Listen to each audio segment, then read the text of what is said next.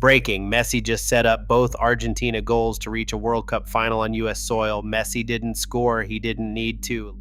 Lionel Messi just sent Argentina to a World Cup final on American soil, and he did it without scoring a single goal. Argentina beat England 2-1 in Atlanta on Wednesday, July 15th in the World Cup semifinal, and Messi assisted both goals. That's the headline. But here's the detail almost nobody is putting front and center. This is the same Messi whose personal scoring streak had just been snapped 4 days earlier. The greatest goal scorer in World Cup history just won a semifinal without putting the ball in the net once. Let that sit for a second. Here's exactly how it happened. England took the lead in the 55th minute through Anthony Gordon, a young winger finishing off a cross from teammate Morgan Rogers after Captain Harry Kane dropped deep to start the move. For a while, it looked like it might hold. Then, in the 85th minute, Enzo Fernandez, Argentina's midfielder, smashed in a long-range equalizer set up by Messi. 7 minutes later, deep into stoppage time, Lautaro Martinez headed home the winner off a Messi cross to the back post. 2 assists, 0 goals. Final score, Argentina 2, England 1. Argentina is through to the final on Sunday, July 19th at MetLife Stadium in New Jersey against Spain. Quick context if you're new to this. Argentina is the defending champion. They won it all in 2022, and they're trying to become just the 3rd team ever and the first in decades to win back-to-back World Cups. The last team to pull that off was Brazil back in the late 1950s and early 1960s. Think of it like a team trying to repeat as Super Bowl champion after already doing it, except this tournament only happens once every 4 years, so the degree of difficulty is enormous. And this may be the last time you ever see Messi play in one. He's 39. He said this is his final World Cup. Now here's where it gets interesting because the box score doesn't tell you what this match actually looked like. According to Al Jazeera, the first 30 minutes of this semifinal produced 0 shots on either side. 0. That has never happened in a World Cup match since records started being tracked in 1966. This wasn't fireworks early, it was a street fight. Argentina spent the first half disrupting England any way it could, fouls, stoppages, arguments with the referee, instead of trying to walk through them. You know how sometimes a boxer wins a round just by not getting hit? That's what Argentina's first half looked like. And out of that grinding, foul-heavy standoff came the 2 moments that actually mattered. Messi, at 39 years old, delivering the exact pass and the exact cross when his team needed them. But rewind 4 days, because this is the detail that changes how you should read everything you just heard.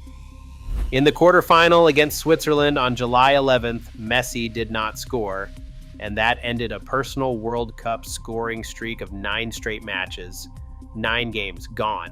So when people say Messi set up both goals against England, what they're actually describing is a 39-year-old adjusting his entire game in real time. He didn't force it. He didn't try to be the hero with the ball at his feet. He became the guy who puts the ball on someone else's foot at exactly the right second. Argentina's own manager, Lionel Scaloni, says that's the entire reason this team keeps winning. We're facing great players, 2 of the best in the world, Scaloni said before kickoff, naming Kane and Bellingham directly. We will try our best to neutralize them. Messi neutralized the moment instead. Now for the complication, because England's manager, Thomas Tuchel, is getting torn apart for this result, and not without reason. Before the match, Tuchel built Messi up almost like a myth. He's a silent killer, Tuchel told ITV Sports. He can also kill you while he's walking. You can never fall asleep. Strong words. But then he added this. We are not here to build him a throne. We're here to take the game away from him. That's a real quote, and it aged badly. After England took the lead in the 55th minute, Tuchel's team sat back instead of pushing for a second goal, and Argentina scored twice in the final 10 minutes. Afterward, Tuchel defended the call. You can discuss this with a million coaches, but I have to make a decision on the pitch. I analyzed the match and I did it a certain way. That's my responsibility. That's the complication here. This wasn't just Messi being brilliant.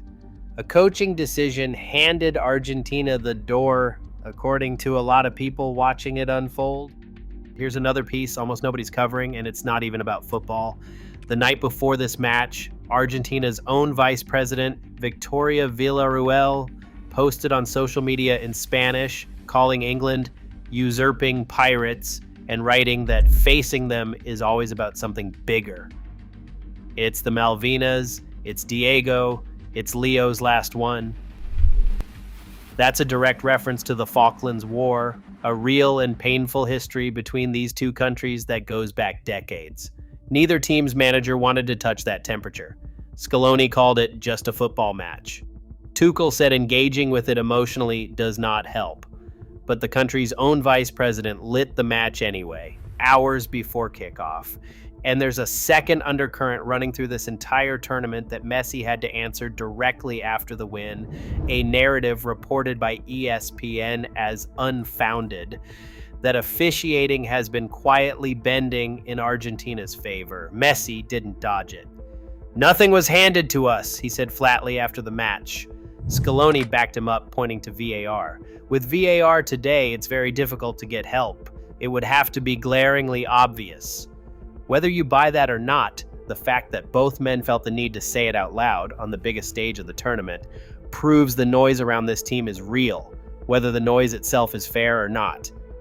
Now zoom out, because there's a number attached to all of this that connects straight back to your side of the Atlantic.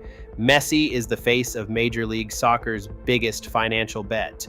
Per the MLS Players Association's own 2026 disclosure, Messi's salary with Inter Miami is $28.3 million, more than double the next highest paid player in the entire league. Inter Miami's total roster payroll is $54.6 million, nearly double the club with the second highest spend. Whatever happens Sunday, Messi goes back to Miami afterward into a contract that runs through 2028, with the club's brand new billion-dollar stadium set to open later this year. This World Cup run doubles as the biggest advertisement MLS could ever buy, and it's playing out on live television in stadiums across the country that MLS didn't have to pay a cent for. So here's where this leaves you. Sunday, July 19th, MetLife Stadium, New Jersey.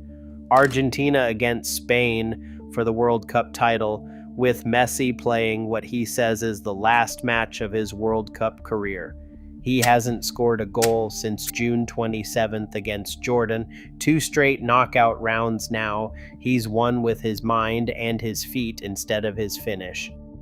The question heading into Sunday isn't whether Messi can still be great. He already proved that. The question is whether, on the very last stage, he'll ever get the moment that decides it belongs to him or to somebody he sets up one more time.